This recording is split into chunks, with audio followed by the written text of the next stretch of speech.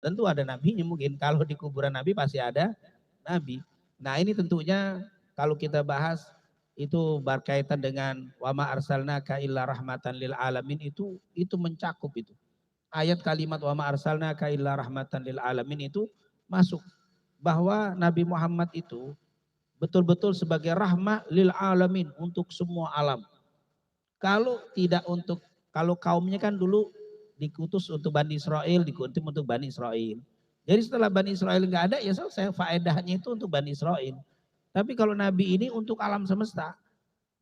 Kalau pas Nabi meninggal, kalau untuk tidak ada rahmatan lil alamin, faedahnya yang bisa merasakan Nabi yang biasa, sahabat-sahabat saja. Tapi ternyata setelah generasi Rasul sudah meninggal para sahabat, kita masih merasakan. Sampai sekarang kalau Bapak Ibu semalam mimpi Rasul, berarti Bapak Ibu bertemu dengan Rasul. Itu adalah rahmatan lil alamin. Artinya ketemu Nabi itu bisa terjadi sampai zaman sekarang, sampai yaumul qiyamah. Itu hebatnya. Man ra'ani fil manam faqat ra'ani. Fa inna syaitan la yatamatsalu bi. Siapa yang mimpi aku faqat ra'ani, itu pakai fi'il madhi qad lagi. Sungguh benar-benar telah bertemu dengan aku. Karena syaitan tidak bisa menyerupai aku. Ini adalah rahmatan lil alamin. Bukan hanya di zaman sahabat yang bisa melihat Rasul, kita pun bisa melihat Rasul. Tapi saat kan nggak gampang mimpi Rasul. Ya, sahabat juga mau dijadikan pendamping Nabi tidak gampang tuh. Perjuangannya luar biasa. Nah kita yang model sholat nunggu mood mau ketemu Nabi terus setiap mimpi ya nggak bisa juga. Kalau kita bisa beramal seperti sahabat, ketemu Nabi itu dalam tidur kita itu.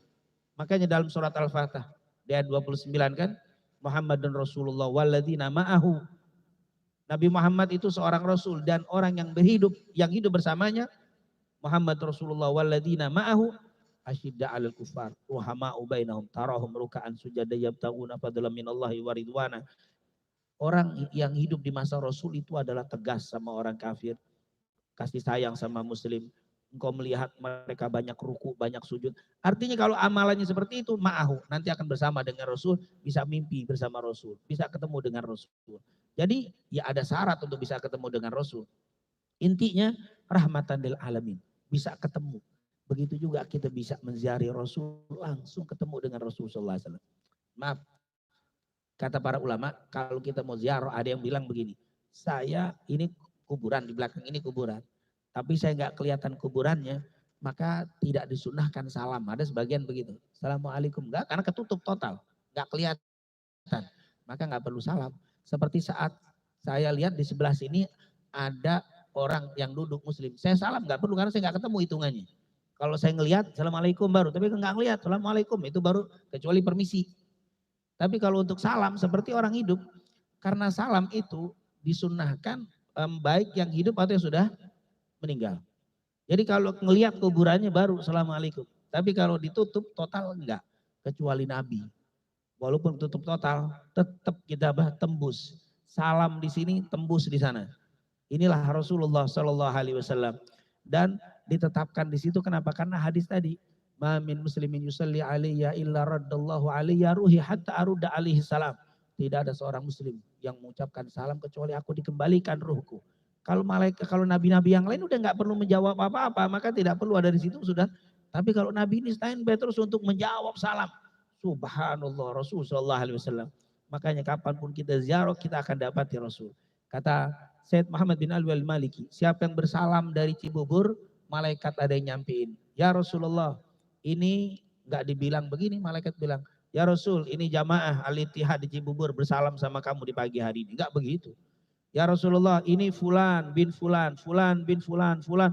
Disebutin nama kita satu-satu di depan Rasulullah SAW. Lalu Rasulullah menjawab satu persatu. Salamnya orang tadi. Satu persatu dijawab sama Nabi Muhammad. Satu malaikat hafal aja nama kita. Hafal Pak nama malaikat ini. Ada malaikat yang hafal semua nama kita. Dan binnya. Makanya ulama mengatakan siapa yang mau bakti sama orang tuanya banyakin sholawat. Kenapa? Nama bapakmu disebut di depan Nabi Muhammad. Kalau dia bakti banyakin sholawat. Kenapa? Dengan bersolawat fulan bin fulan. Binnya itu akan dikenal sama Nabi Muhammad. Nanti dia yaumil qiyamah akan dikenali. Maaf, ada orang pahalanya banyak Pak. Tapi nggak kenal sama Rasul. Rasul nggak kenal siapa ini.